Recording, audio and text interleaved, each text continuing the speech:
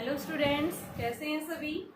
देखिए हमारे पास जो टॉपिक चल रहा था कैपेसिटेंस का, हमने टॉपिक देखा था जिसके अंदर हमने कैपेसिटेंस के बीच में एक डाइलेक्ट्रिक इंसर्ट की थी स्लैब, जिसका डाइलेक्ट्रिक कांस्टेंट क्या था, के था। ठीक है, उसको इंसर्ट करने के बाद में हमने क्या देखा था, उसके कैपेसिटेंस पे क्या इफेक्ट पड़ा था। तो वहाँ पे हमने देखा था, सबसे पहले हमने देखा था जब हमने पैरेलल प्लेट कैपेसिटर के बीच में जब एक डाइलेक्ट्रिक स्लैब को क्या करते हैं, इंसर्ट करते हैं, कैपेसिटेंस हमारे पास क्या आता है, epsilon naught A upon D minus T into 1 minus 1 by के आता है। ठीक है, ये तो किस केस में आता है, जब हमने डाइलेक्ट्रिक स्लैब इंसर्ट की थी। अगर हम क्या कर रहे हैं, कंडक्टिंग स्लैब इंसर्ट करते हैं, उस केस में कैपेसिटेंस क्या हो जाता है, C is equal to epsilon naught A upon D minus T. ठीक है, अब देखिए यहाँ पे मैंने क्या बताया था, ये क्यों लेते हैं डाइलेक्ट्रिक स्लैब इंसर्ट क्यों करते हैं, ताकि उसका कैपेसिटेंस हम क्या कर सके, इंक्रीज कर सके। कैपेसिटेंस को इंक्रीज करने के लिए हम क्या करते हैं, किसी भी पैरेलल प्लेट कैपेसिटर के बीच में हम क्या इंसर्ट कर देते हैं, नॉन पोलर डाइलेक्ट्रिक्स का इंसर्ट कर देते हैं। ठीक है, नॉन पोलर ही क्यों लेते हैं, तो उसका रीजन मैंने बताया था कि क्या कर देता है, उसके पास में डाइपोल मोमेंट एडिशनल ऐड हो जाता है, इस वजह से वो क्या कर देता है, उसके कैपेसिटेंस की वैल्यू को इंक्रीज कर देता है। तो हम क्या बताते हैं, किसी भी पैरेलल प्लेट कैपेसिटर के बीच में अगर हम कोई भी एक डाइलेक्ट्रिक स्लैब इंसर्ट कर देते हैं तो उसका कैपेसिटेंस की वैल्यू क्या हो जाती है, बढ़ जाती है।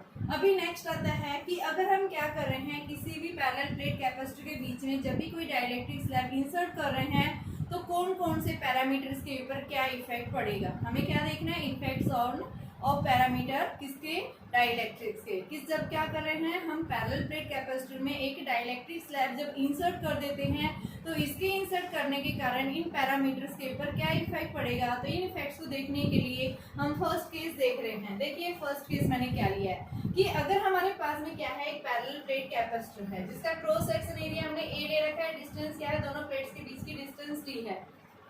हमने क्या किया, पूरी तरह से एंटायर स्पेस यानी इस पैरेलल प्लेट कैपेसिटर के बीच में जो स्पेस था उस पूरे स्पेस के अंदर अगर हमने क्या कर दिया है, पूरी तरह से डाइलेक्ट्रिक स्लैब का इंसर्ट कर दिया, इसको पूरी तरह से एंटायरली फिल कर दिया, इसको इंसर्ट कर दिया इसके अंदर, और तो इसका डाइलेक्ट्रिक कांस्टेंट क्या है, के है। ठीक है, स्लैब का। तो इसने पूछा है कि क्या इफेक्ट होंगे जब हमने बैटरी को रिमेन्स इस कैपेसिटर से कनेक्टेड किया हुआ है और इसके अंदर क्या कर दिया हमने, एक डाइलेक्ट्रिक स्लैब को इंसर्ट कर दिया। तो देखो जब हमने इसके अंदर इंसर्ट नहीं किया था उस केस में हमारे पास पोटेंशियल, उस केस में capacitance, charge, electric field, potential energy, इनके ऊपर क्या इफेक्ट पड़ता है सबसे पहले देखेंगे।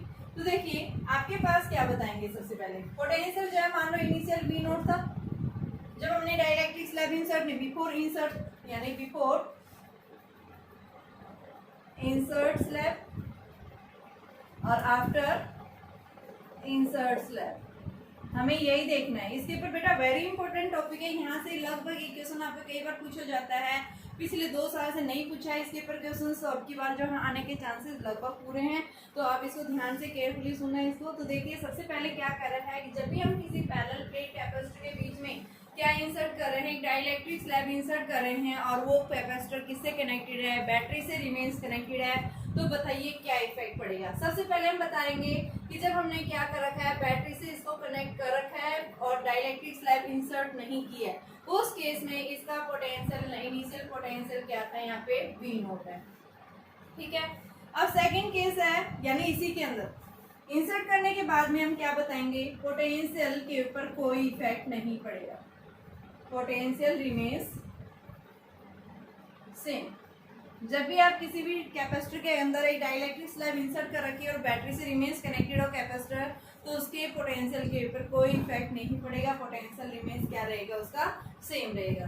सेकंड केस आ जाओ, कैपेसिटेंस। जब हमने इसके अंदर नहीं फिल कर रखा, कैपेसिटेंस एयर था यानी इसके अंदर सी नोट था, और जैसे हमने इसको पूरी तरह से इंसर्ट कर दिया तो बेटा यहाँ पे डी किसके इक्वल हो गया, टी के इक्वल। तो इस केस में हम क्या बताएंगे, सी की वैल्यू क्या हो जाएगी, के टाइम्स ऑफ सी नोट। कैसे हुआ, तो यहाँ से हमने देखा था सी इज इक्वल टू क्या था, epsilon naught A upon D minus T plus में टी बाई के।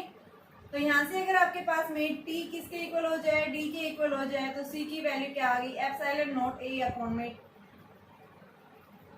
डी बाई के, तो के ऊपर चला गया, ये क्या होता है सी नोट, तो सी is equal to K times of C note, यानी कैपेसिटेंस क्या हो जाता है, बढ़ जाता है, कितना बढ़ जाता है, के टाइम्स इंक्रीज हो जाएगा। कब बढ़ेगा, जब हमने क्या कर रखी, एक बैटरी को रिमेंस कनेक्टेड कर रखी है और उसके अंदर हमने एक डाइइलेक्ट्रिक स्लैब इंसर्ट कर दिया पैरेलल प्लेट कैपेसिटर के अंदर, तो उस केस में हम क्या बताएंगे, कैपेसिटेंस जो है इसका क्या बढ़ जाता है, कितना टाइम्स, के टाइम्स इंक्रीज हो जाएगा। फर्स्ट पॉइंट देखो क्या याद रखोगे, पोटेंशियल क्या रहेगा, रिमेन सेम, बैटरी को रिमेंस कनेक्ट कर रखा है तो यानी क्या बताओगे, पोटेंशियल पे कोई इफेक्ट नहीं पड़ेगा, रिमेन सेम रहेगा। दूसरा हमने क्या बताया, कैपेसिटेंस, कैपेसिटेंस क्या हो जाता है, के टाइम्स इंक्रीज हो जाएगा।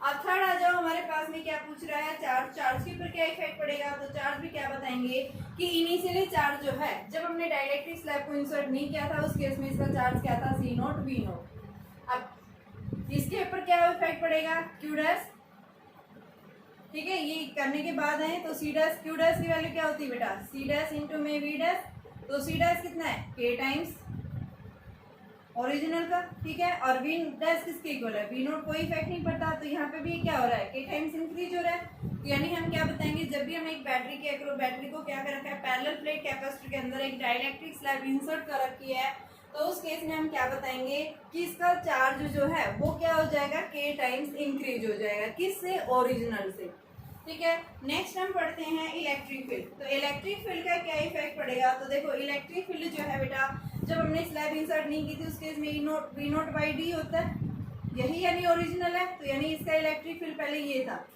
अब जैसे ही हम इसको रख देते तो देखो बेटा पोटेंशियल क्या है, सेम है, तो ये क्या है आपके पास, वी नोट बाई डी, तो यानी क्या बताएंगे, इलेक्ट्रिक फील्ड रिमेन्स सेम, तो इलेक्ट्रिक फील्ड भी सेम, पोटेंशियल सेम है, तो इलेक्ट्रिक फील्ड भी क्या रहेगा, रिमेन्स सेम रहेगा, ठीक है। चार्ज बढ़ गया, कैपेसिटेंस बढ़ गया, potential same, electric field same. Next आ जाता है पोटेंशियल एनर्जी पे क्या इफेक्ट पड़ेगा, ठीक है, तो पोटेंशियल एनर्जी पे हम क्या बताएंगे कि आपके पास में क्या इफेक्ट पड़ेगा, तो पोटेंशियल एनर्जी जो है, देखो कैपेसिटर चार्ज स्टोर करता है किस फॉर्म में, पोटेंशियल एनर्जी की फॉर्म में, इलेक्ट्रिक फील्ड एनर्जी की फॉर्म में, और ये इलेक्ट्रिक फील्ड एनर्जी क्या आती है, हाफ सी वी स्क्वायर, तो इनिशियल आपके पास में ये क्या था, half C naught V naught square, जब हमने क्या किया था, इसके अंदर कोई डाइइलेक्ट्रिक स्लैब इंसर्ट नहीं की थी, और जैसे ही हम इंसर्ट कर देते हैं ये क्या आ जाएगा, हाफ सी नोट की जगह क्या आ जाएगा, के सी नोट, और वी नोट रिमेन सेम, तो यहाँ पे एनर्जी भी क्या हो रही है, यानी कि U dash is equal to K times of U, original से के टाइम्स जो है पोटेंशियल एनर्जी भी, यानी इलेक्ट्रिक फील्ड एनर्जी जो है इस पैरेलल प्लेट कैपेसिटर के बीच में क्या हो रही है, इसकी वैल्यू भी बढ़ रही है। तो देखिए एक बार मैं फिर से रिवाइज कर रही हूँ, हमने क्या देखा, जब भी हम किसी पैरेलल प्लेट कैपेसिटर के अंदर क्या कर देते हैं, पूरी तरह से एक डाइइलेक्ट्रिक स्लैब को इंसर्ट कर देते हैं, तो कौन कौन से पैरामीटर्स के ऊपर क्या इफेक्ट पड़ेगा। अगर कोई भी बैटरी एक पैरेलल प्लेट कैपेसिटर के अक्रॉस क्या है, रिमेन्स कनेक्टेड कर रखी है, और यहाँ पे हमने इसका डाइइलेक्ट्रिक कांस्टेंट क्या लिया हुआ है, के लिया हुआ है, तो हम क्या देखेंगे, potential, capacitance, charge, electric field and energy के ऊपर क्या इफेक्ट पड़ेगा। तो यहाँ पे फर्स्ट हम क्या बताएंगे, पोटेंशियल, जब भी क्या कर रहे हैं हम किसी भी कैपेसिटर के अक्रॉस एक बैटरी को कनेक्ट कर रखा है, तो उस बैटरी का पोटेंशियल रिमेन्स क्या रहेगा, सेम रहेगा। कैपेसिटेंस जो है वो क्या हो जाता है, के टाइम्स इंक्रीज हो जाएगा, चार्ज भी के टाइम्स इंक्रीज हो जाएगा, इलेक्ट्रिक फील्ड रिमेन सेम है, क्यों, क्योंकि पोटेंशियल क्या है, यहाँ सेम है, इलेक्ट्रिक फील्ड किसके ऊपर डिपेंड करती है, पोटेंशियल के ऊपर। नेक्स्ट अगर आपसे क्या पूछे कि इसकी एनर्जी के ऊपर क्या इफेक्ट पड़ेगा, तो एनर्जी भी आप क्या बताएंगे, के टाइम्स क्या हो जाएगा, बढ़ जाएगी, किससे, ओरिजिनल से, और वो क्यों बढ़ेगी, क्योंकि इसका कैपेसिटेंस भी क्या हो गया है, बढ़ गया है, वो कितना बढ़ा है, के टाइम्स इंक्रीज हो गया, तो इस कारण से हम क्या बताएंगे, इसके अंदर इन फैक्टर्स के ऊपर इफेक्ट पड़ेगा, ठीक है।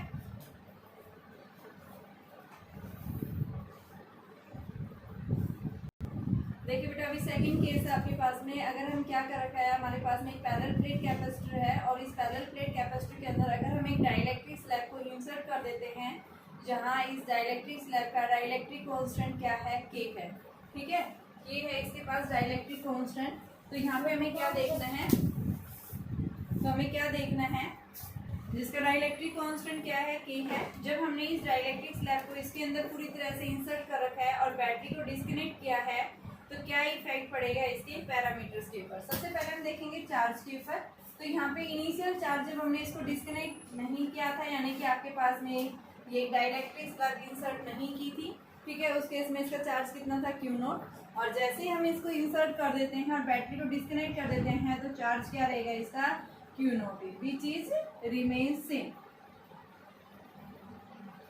यानी चार्ज के ऊपर वैसे आप बैटरी को डिस्कनेक्ट कर देते हैं, चार्ज रिमेन्स क्या रहेगा, सेम रहेगा। क्यों रहेगा? क्योंकि चार्ज जो होता है वो रिमेन्स क्या होता है, कंजर्व होता है। ठीक है, तो चार्ज कंजर्व होने की वजह से इसके ऊपर जैसे आप बैटरी से डिस्कनेक्ट कर देते हैं तो इसके अंदर जो चार्ज था वही चार्ज इसके अंदर रहेगा, रिमेन्स सेम रहेगा। सेकेंड पॉइंट हम देखेंगे कि कैपेसिटेंस के ऊपर क्या इफेक्ट पड़ेगा। कैपेसिटेंस इनिशियली क्या था आपके पास में, C equal to Q naught by V था।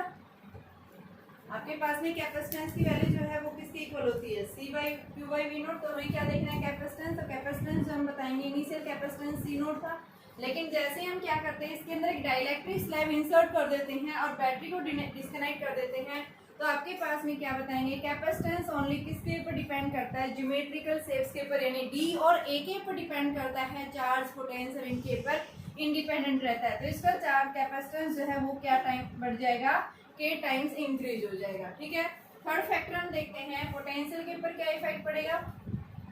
तो यहाँ पे इनिशियल जैसे हमने क्या कर रखा था, इसको बैटरी से क्या कर रखा था, कनेक्ट कर रखा था। उस केस में इसका पोटेंशियल मान लो कितना था, V नोट था। इनिशियल पोटेंशियल V नोट था। जैसे हमने इसको बैटरी से डिस्कनेक्ट कर दिया है तो बेटा पोटेंशियल इसका क्या हो जाएगा, V की वैल्यू जो है हमारे पास में क्या होती है, Q बाई C होती है। ठीक है, चार्ज इस पे Q नोट था और ये हमारे पास C है, तो ये कितना आ गया, Q note by K times of C। तो यहाँ पोटेंशियल की वैल्यू क्या आ जाएगी, V नोट बाई K। तो यहाँ पे हम क्या देख रहे हैं कि जैसे हम क्या कर रहे हैं, किसी भी बैटरी को यहाँ से पैरेलल प्लेट कैपेसिटर के अक्रॉस जब कनेक्ट कर रख दिए, उसको जैसे ही डिस्कनेक्ट कर देते हैं तो उसका पोटेंशियल क्या हो जाएगा, डिक्रीज हो जाएगा। देख रहे हैं 1/k टाइम्स आ रहा है ओरिजिनल का, तो यहाँ पे क्या बताएंगे, पोटेंशियल विल बी डिक्रीज।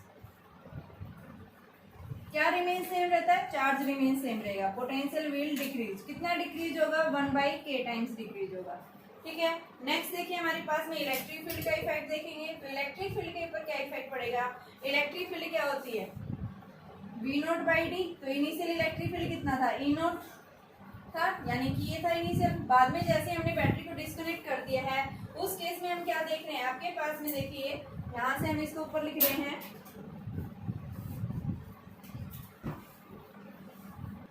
तो देखिए हमारे पास में हमने क्या देखा था कि जैसे हम पैरेलल प्लेट कैपेसिटर के क्रॉस बैटरी को क्या करते हैं, जब डिस्कनेक्ट कर देते हैं तो इलेक्ट्रिक फील्ड इसका जब इंसर्ट करने से पहले और बैटरी को डिस्कनेक्ट कर देते हैं उस केस में इलेक्ट्रिक फील्ड हमारा क्या था, E नोट था।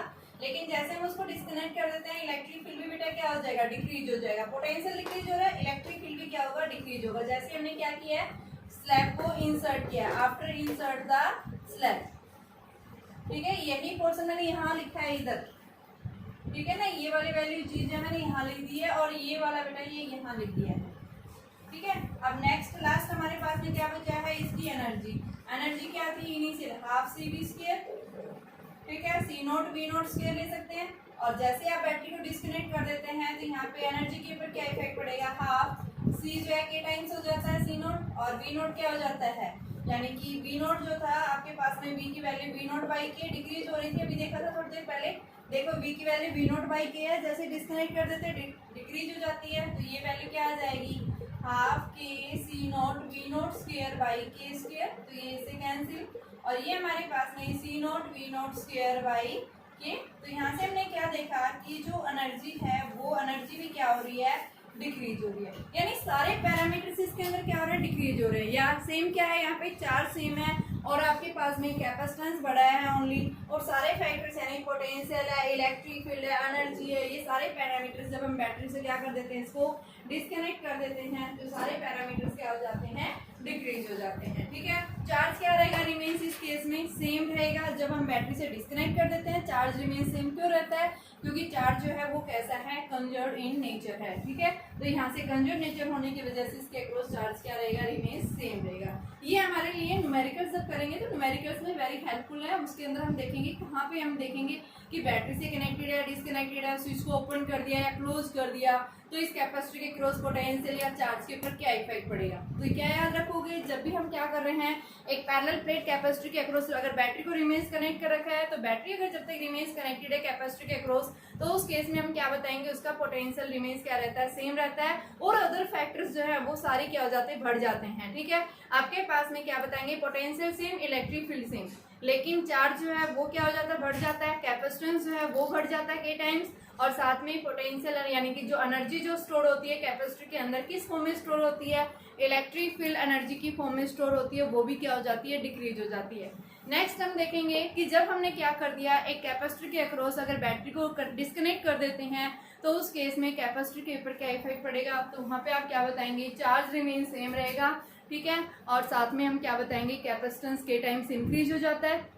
बट जो अदर फैक्टर्स है, अदर फैक्टर्स कौन से हैं, जैसे आपके पास में कैपेसिटेंस है वो बढ़ रहा है, पोटेंशियल एनर्जी है यानी कि जो एनर्जी है स्टोर हो रही है कैपेसिटर के अक्रॉस वो भी क्या हो रही है, डिक्रीज हो रही है, पोटेंशियल भी क्या हो रहा है उसका, डिक्रीज हो रहा है, इलेक्ट्रिक फील्ड भी क्या हो रहा है, डिक्रीज हो रहा है। ये डिक्रीज क्यों हुआ इलेक्ट्रिक फील्ड, तो उसका रीजन हम क्या देखेंगे, जैसे हम क्या करते हैं किसी भी पैरेलल प्लेट कैपेसिटर के अंदर अगर हम एक डाइलेक्ट्रिक स्लैब इंसर्ट करते हैं तो हम क्या बताते हैं कि उस डाइलेक्ट्रिक स्लैब के अंदर कभी भी इलेक्ट्रिक फील्ड जीरो नहीं होता, क्या हो जाता है, उसकी वैल्यू रिड्यूस हो जाती है, ठीक है। तो रिड्यूस होने की वजह से हम क्या बताते हैं कि उस कैपेसिटर उस डाइलेक्ट्रिक स्लैब की इनसाइड भी जो है इलेक्ट्रिक फील्ड क्या हो जाता है, डिक्रीज हो जाता है।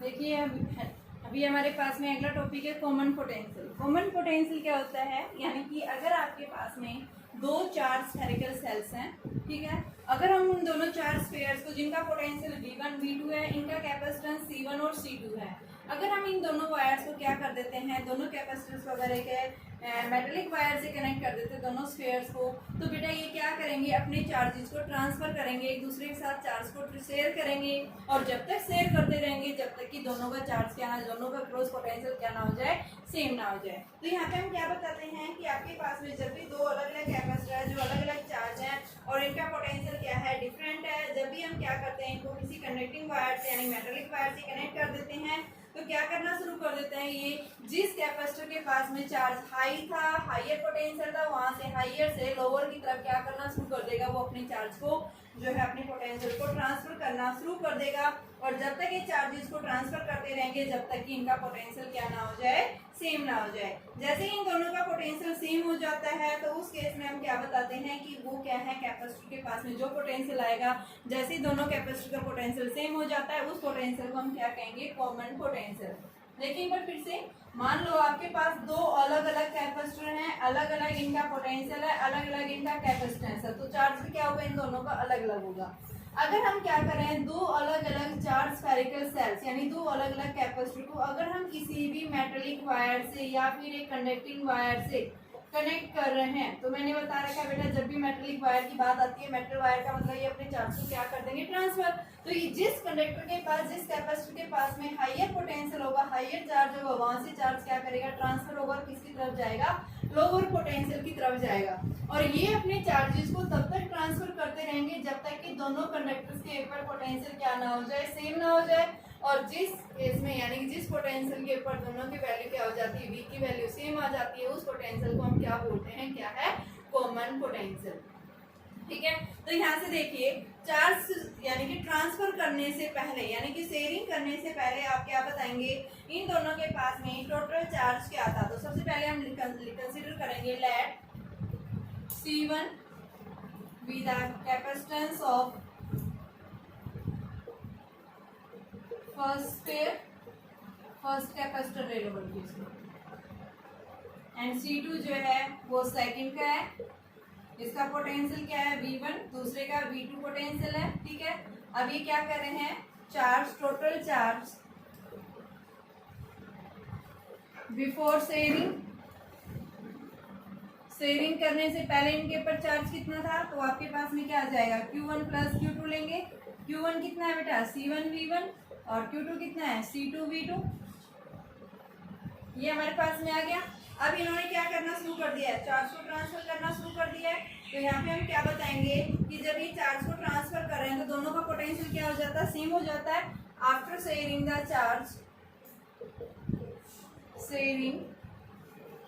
चार्ज they acquires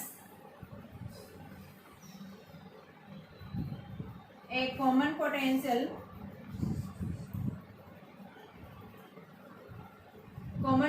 एक्वायर करेंगे तो उस केस में इनके पास चार्ज क्या हो जाएगा, Q1 डैश प्लस में Q2 डैश, तो फर्स्ट वाले का पोटेंशियल भी क्या हो जाएगा V, सेकंड का भी पोटेंशियल क्या हो जाएगा V, तो C1V प्लस में C2V, और इसको हम क्या लिख सकते हैं, C1 प्लस में C2 इंटू में V।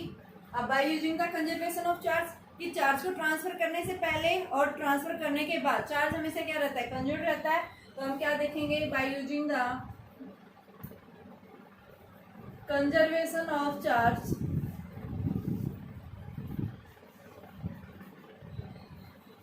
Before sharing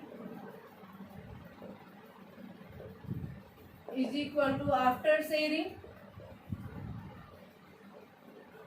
before sharing क्या है, C1 V1 plus C2 V2 and after sharing क्या है, C1 plus C2 into V। तो V हमारे पास क्या आ गया, C1 V1 plus C2 V2 upon में C1 प्लस C2। इस पोटेंशियल को हम क्या बोलते हैं, क्या है ये इनका कॉमन पोटेंशियल है। जब भी हम दो कैपेसिटर को किसी मेटेलिक वायर से कनेक्ट कर देते हैं तो ये दोनों क्या कर देते हैं, एक कॉमन जो है पोटेंशियल गेन कर लेते हैं। तो यहाँ पे हम क्या बता रहे हैं, जितना एक कैपेसिटर के द्वारा जितना चार्ज लॉस होता है दूसरा उतना ही चार्ज को क्या कर लेता है, एक्वायर्ड कर लेता है। तो यहाँ पे हम बताते हैं कि यहाँ पे कोई लॉस नहीं होता, लेकिन ऐसा पॉसिबल नहीं है, कुछ ना कुछ तो लॉस जरूर होता है, क्योंकि वायर क्या हो जाएगा, गर्म हो जाएगा, हीट की फॉर्म में कुछ ना कुछ लॉस यहाँ जरूर होगा। लेकिन हम क्या बताएंगे, हाँ जो कॉमन पोटेंशियल एक्वायर करेंगे जब भी अपने चार्जेस को ट्रांसफर करेंगे तो उस केस में ये आएगा। अब देखिए बेटा एक बात और है, अगर आपसे क्या कह रहे हैं, क्वेश्चन क्या पूछा जाए, अगर आपसे ये बोल दिया कि मान लो एक कैपेसिटर जो है दूसरे कैपेसिटर के, ये फर्स्ट कैपेसिटर दूसरे कैपेसिटर के पॉजिटिव से कनेक्टेड है, तो उस केस में कॉमन पोटेंशियल आपका ये रहेगा। लेकिन अगर बोल दे कि आपके पास ये कैपेसिटर है और इसको हमने क्या कर दिया, दूसरे कैपेसिटर के नेगेटिव प्लेट से कनेक्ट कर दिया, ये पॉजिटिव है ये नेगेटिव है, तो उस केस में इनका पोटेंशियल क्या हो जाएगा, यहाँ पे बीच में याद रखना C1 V1 minus C2 V2 हो जाएगा। अगर ये दोनों कैपेसिटर सेम पोलरिटी से कनेक्टेड है उस केस में तो हम कॉमन पोटेंशियल का ये फॉर्मूला लेंगे। लेकिन अगर आपके पास में ये अपोजिट पोलरिटी से कनेक्टेड है, यानी इस प्लेट का पॉजिटिव और इस प्लेट का नेगेटिव, अगर ये किससे कनेक्टेड है, वायर के थ्रू कनेक्टेड है, तो उस केस में यहाँ पे कॉमन पोटेंशियल जो आएगी बीच में हमारे पास साइन कैसा आ जाता है, माइनस आ जाता है। क्यों, क्योंकि अपोजिट पोलरिटी से वो कनेक्टेड है उस केस में। देखो बेटा अभी हमारे पास में है loss of energy on sharing charge. तो अभी देखो हमने क्या पढ़ा था, शेयरिंग चार्ज। जब आपके पास में दो कैपेसिटर अगर अपने चार्जेस को क्या कर रहे हैं, शेयर कर रहे हैं, एक कॉमन पोटेंशियल एक्वायर कर लेते हैं, तो यहाँ पे क्या बता रहा है कि एनर्जी जो है कुछ ना कुछ जरूर लॉस होती है। किस फॉर्म में लॉस होती है, हीट की फॉर्म में होती है, साउंड की फॉर्म में होती है, स्पार्किंग की फॉर्म में होती है। यानी कि हम क्या बताते हैं 100% आउटपुट हमें कभी नहीं मिलती, कुछ ना कुछ लॉस तो जरूर होता है किसी ना किसी फॉर्म के अंदर। ठीक है, डिसिपेटेड हीट एनर्जी की फॉर्म में हो सकती है, स्पार्किंग की फॉर्म में हो सकती है, साउंड की फॉर्म में भी। तो यहाँ पे क्या कह रहा है कि जो एनर्जी लॉस हो रही है वो एनर्जी, लॉस ऑफ एनर्जी को हम कैसे निकालेंगे, हमें क्या निकालना है, लॉस ऑफ एनर्जी। जब दो कैपेसिटर अपनी एनर्जी को क्या कर रहे हैं, अपने चार्जेस को ट्रांसफर कर रहे हैं, तो जब चार्जेस ट्रांसफर कर रहे हैं तो यहाँ पे लॉस ऑफ एनर्जी का कॉन्सेप्ट आएगा कैसे हमारे पास, तो हमें क्या निकालना है, लॉस ऑफ एनर्जी। ठीक है, तो देखिए हमने क्या लिया, सबसे पहले अभी हमने क्या पढ़ा था, जब ये चार्जेस को ट्रांसफर कर रहे हैं उस केस में इनके पास में कॉमन पोटेंशियल जो आया था वो किसके इक्वल आया था, C1 V1 प्लस में C2 V2 upon C1 plus C2।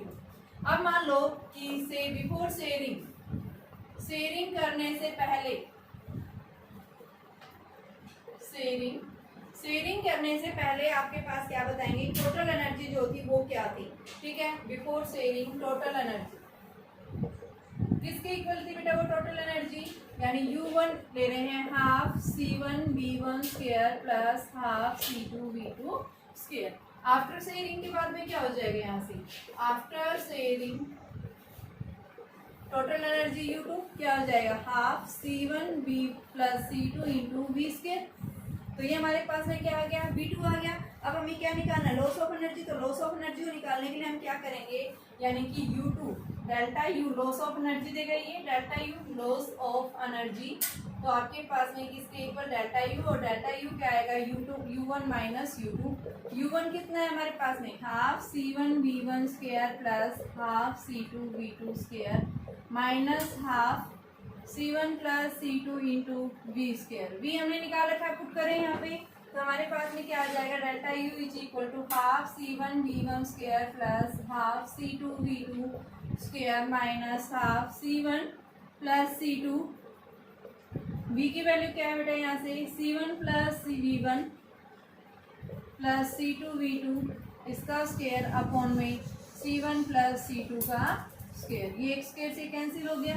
ठीक है, इसको हम कॉमन एलसीएम ले सकते हैं, तो ये हमारे पास में क्या आएगा, यहाँ से हम लिख देंगे 2c1 प्लस c2 और ये आएगा c1v1 square into c1 plus c2 plus में c2v2 square into c1 plus c2 और माइनस c1v1 स्क्वायर, इसका भी स्क्वायर कर दो, a प्लस बी का होल स्क्वायर, तो a स्क्वायर प्लस में b स्क्वायर प्लस में 2c1v1 c2 v2। सोल्व कर दिया, एलसीएम ले लिया। यहाँ से देखिए क्या आ जाएगा, c1 square v1 square plus c1 c2 v1 square plus c1 c2 v2 square plus में c2 square v2 square minus c1 v1 square minus c2 v2 square minus 2c1 v1 c2 v2 upon में 2c1 plus में c2। तो यहाँ से देखिए हमारे पास में c1 ये प्लस का है, ये माइनस का, यहाँ से हमारे पास ये प्लस का है, ये क्या हो गया माइनस का, और बेटा ये हमारे पास में क्या आ गया, यानी कि c1 c2 v1 square plus में c1 c2 सब में कॉमन है, तो इसको हम कॉमन ले लेते हैं, तो ये v1 स्क्वायर प्लस में v2 square minus 2v1 v2 upon में 2c1 प्लस c2। तो हमारे पास में डेल्टा यू जो आएगा वो किसके इक्वल आएगा, c1 c2 upon 2c1 plus c2 और इंटू में यहाँ पे हम क्या लिख सकते हैं, माइनस बी का whole square v1 minus v2 का होल स्क्वायर, ये क्या आ जाएगा लॉस ऑफ एनर्जी। ठीक है, तो यहाँ से हम देख रहे हैं कि आपके पास में लॉस ऑफ एनर्जी जो आ रही है वो किसके इक्वल आ रही है, इस वैल्यू के इक्वल आ रही है। यहाँ पे अगर v1 इनिशियल पोटेंशियल क्या होता है, ज्यादा होता है, बाद में शेयरिंग करने के बाद कम, तो इसका मतलब क्या है, that is v1 is greater than v2 और v1 ग्रेटर है, यानी कि ये वैल्यू जो है ये ज्यादा, ये क्या है कम है, तो इसका मतलब कि क्या है, डेल्टा यू जो है हमारा कैसा आया, पॉजिटिव। ये पॉजिटिव है, यानी u1 माइनस u2 की वैल्यू क्या आ रही है, ग्रेटर देन 0 आ रही है। पॉजिटिव तभी पॉसिबल है जब इसकी वैल्यू क्या हो, 0 से ज्यादा हो। तो यहाँ पे इसका मतलब क्या है, u1 माइनस u2, यानी इनिशियल एनर्जी ज्यादा थी, फाइनल एनर्जी क्या आ रही है, कम आ रही है। तो यानी ये जो कम आ रही है किस कारण से आ रही है, क्या किया यहाँ पे, कुछ ना कुछ एनर्जी का लॉस हुआ है।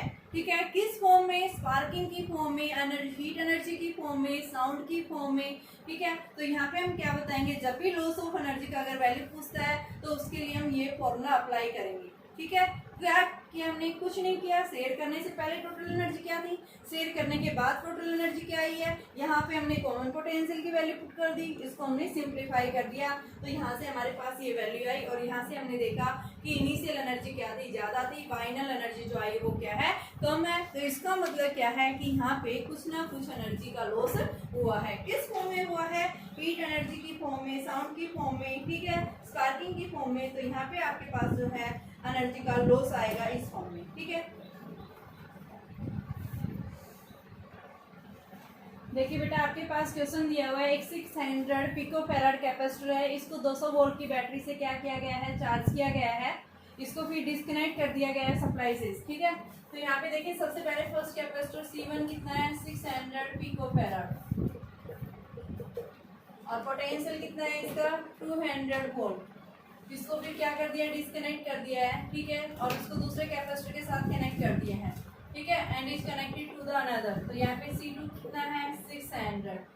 ठीक है, V2 यानी कितना है, 0, उसके क्रॉस कोई वोल्टेज बैटरी नहीं लगा रखी, तो कितनी लॉस हुई एनर्जी का। तो यहाँ से अभी हमने फॉर्मूला पढ़ा था, डेल्टा यू जो है क्या आया था, C1 C2 upon 2 C1 plus C2 into में V1 माइनस V2 का स्क्वायर। ठीक है, तो यहाँ पे हमारे पास C1 की वैल्यू है 600, 10 की power minus 12, 600 into 10 raise to power minus 12, 200 minus 0 का स्क्वायर अपॉन में C1 प्लस 6, तो ये कितना आ गया, 1200 पिकोफैराड, यानी 10 की पावर माइनस 12। तो ये आपके पास में वैल्यू 20 से 20 कैंसिल, ये 2 आ गया, और यहाँ से हम क्या लिखेंगे इसको, 300 150, 10 रेज़ टू पावर माइनस 12 से ये कैंसिल हो गया, और ये हमारे पास में आ गया 150 into 10 raise to power minus 12 into में 4 इंटू 10 रेज़ टू पावर 4। तो ये आपके पास में 600 इंटू 10⁻⁻8, तो इसको हम लिख सकते हैं 6 इंटू 10⁻⁻6 जूल, यानी इतनी एनर्जी का जो है क्या आएगा यहाँ पे लॉस होगा। ठीक है, तो क्या पूछा था आपसे कि कितना लॉस होगा जब भी क्या कर रहा है इसको, जब आपने दूसरे कैपेसिटर से कनेक्ट कर दिया है। इसी तरह से हमारे पास एक दूसरा क्वेश्चन और है, उस क्वेश्चन के अंदर देखो क्या पूछ रहा है, ये इसी टाइप का क्वेश्चन है कि आपके पास पहले एक कैपेसिटर फिर दूसरे कैपेसिटर से उसको क्या कर दिया है, कनेक्ट कर दिया है। तो बताइए उसके अंदर जो है चार्ज के ऊपर इफेक्ट पूछ रहा है वो, और फिर एनर्जी के ऊपर। देखो एक 400 पिकोफैराड है बेटा, ठीक है, कैपेसिटेंस यानी क्या कह रहा है, C1 जो है हमारे पास कितना है 400 पिकोफैराड है, और इस 400 पिकोफैराड के अक्रॉस जो है बैटरी लगा रखी है, 100 वोल्ट की बैटरी लगा रखी है, 100 वोल्ट की डीसी बैटरी लगा रखी है, और उसको क्या कर दिया, डिस्कनेक्ट कर दिया सप्लाई से, और उसको एक अनदर कैपेसिटर C2 से कनेक्ट कर दिया है। ठीक है, यानी मान लो आपके पास पहले ये कैपेसिटर था, इसके अक्रॉस जो है ये बैटरी लगा रखी थी 100 वोल्ट की, C1 था, V1 था। अब इसको यहाँ से डिस्कनेक्ट कर दिया और इसके साथ में क्या कर दिया, एक दूसरा कैपेसिटर यहाँ से कनेक्ट कर दिया है, ये C1 था, ये C2 था। इसकी वैल्यू भी कितनी है 400 पिकोफैराड, दूसरा जो लिया है वो भी 400 पिकोफैराड कनेक्ट कर दिया इसके साथ में। तो इसने पूछा है बताइए एनर्जी का जो लॉस है वो कितना आएगा। ठीक है, तो यहाँ पे हमें क्या निकालना है, लॉस ऑफ एनर्जी निकालनी है। तो इस लॉस ऑफ एनर्जी को निकालने के लिए फर्स्ट केस में देखिए आपके पास में U1 जो है वो क्या आ जाएगा, हाफ CV²। आपके पास C की वैल्यू दे रखी है 400 गुना में 10 की पावर -12, और इसका करेंगे स्क्वायर तो 10 की पावर 4, तो ये आ गया 200, तो ये 10 की पावर -6, और ये आ गया 2 इंटू 10⁻⁻6 जूल आ गया, इनिशियल एनर्जी आ गई। अब सेकंड केस में हमने इसको बैटरी से डिस्कनेक्ट कर दिया और ये लगा दिया, तो बेटा यहाँ पे हमारे पास में अब क्या आ जाएगा, तो देखिए U2 की वैल्यू निकालने के लिए आपके पास एनर्जी देखो मैंने दो तरह से बताई थी, एक फॉर्मूला बताया था हाफ CV², दूसरा फॉर्मूला बताया था मैंने Q²/2C, और तीसरा बताया था मैंने QV के इक्वल बताया था। ठीक है, तो यहाँ से हम क्या लेंगे, QV लेंगे। ठीक है, तो यहाँ पे सेकंड के अक्रॉस जो है हमारे पास में जो पोटेंशियल आएगा उस पोटेंशियल की वैल्यू को हम निकालेंगे। तो देखो आपके पास में जो पहला फर्स्ट कैपेसिटर के अक्रॉस जितना पोटेंशियल आया है उतना ही कैपेसिटर सेकंड कैपेसिटर हमने उसी के अक्रॉस लगा रखा, तो वो क्या कर देगा, अपना पोटेंशियल क्या कर देगा, ट्रांसफर कर देगा उसी के अक्रॉस। ठीक है, पोटेंशियल यानी बैटरी को रिमेन्स डिस्कनेक्ट कर दिया इसने। अभी हमने पढ़ा था थोड़ी देर पहले कि बैटरी अगर रिमेन्स कनेक्टेड है या बैटरी रिमेन्स डिस्कनेक्टेड है, ठीक है, तो उस केस में हमने देखा था कि आपके पास में जब बैटरी आपने क्या कर दी है, डिस्कनेक्ट कर दी है, तो उस केस में हमारे पास में पोटेंशियल की वैल्यू यानी बैटरी को यहाँ से क्या कर दिया है, डिस्कनेक्ट कर दिया है, तो इस केस में हम क्या बताएंगे कि आपके पास में पोटेंशियल की वैल्यू क्या रहेगी, रिमेन्स सेम रहेगी। ठीक है, चार्ज सेम रहता है, पोटेंशियल क्या हो जाता है, रिड्यूस हो जाता है।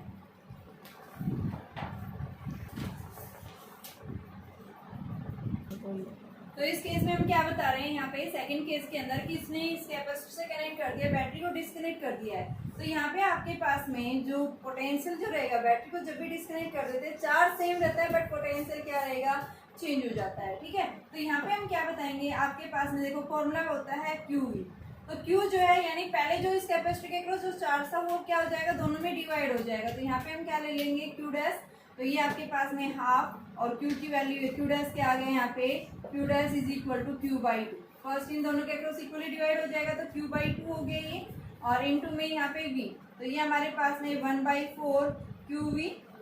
ठीक है, और यहाँ से बेटा इस Q की वैल्यू को हमारे पास Q दे नहीं रखा, हम क्या रखेंगे Q = CV, तो इसको हम क्या लिख सकते हैं 1/2 इंटू हाफ CV²।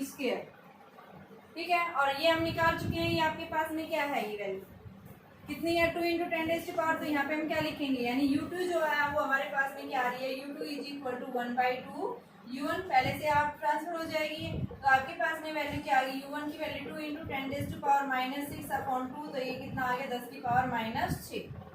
ठीक है, यहाँ से देखो मैंने सिर्फ चार्ज को चेंज किया, पोटेंशियल मुझे वही सेम, यानी कि हम जब भी बैटरी को डिस्कनेक्ट कर देते हैं आपका चार्ज जो है वो सेम रहता है बट पोटेंशियल चेंज हो जाता है। तो यहाँ पे हम चार्ज जो है ये वायर से कनेक्ट कर रहे हैं, दूसरा कैपेसिटर लगा दिया इसके पैरेलल में, तो यहाँ पे हम क्या बताएंगे, क्या हो जाएगा, इक्वल पार्ट्स में डिवाइड हो जाएगा, सेम कैपेसिटेंस है, तो यहाँ से हमारे पास में यानी कि नेट पोटेंशियल एनर्जी जो आएगी वो क्या आएगी, U1 - U2, डेल्टा U देगा, तो U1 कितना है आपके पास में 2 गुना 10 की पावर -6, और दूसरी क्या है 10 की पावर -6, तो ये कितना आ जाएगा 10 की पावर -6 जूल आ जाएगी। ये एनर्जी पूछी थी आपसे। देखिए बेटा क्या कह रहा है, आपके पास में कैपेसिटर है 6 माइक्रोफैराड, इसको अक्रॉस जो है बैटरी लगा रखी है C1 यानी 6 माइक्रोफैराड, V1 150।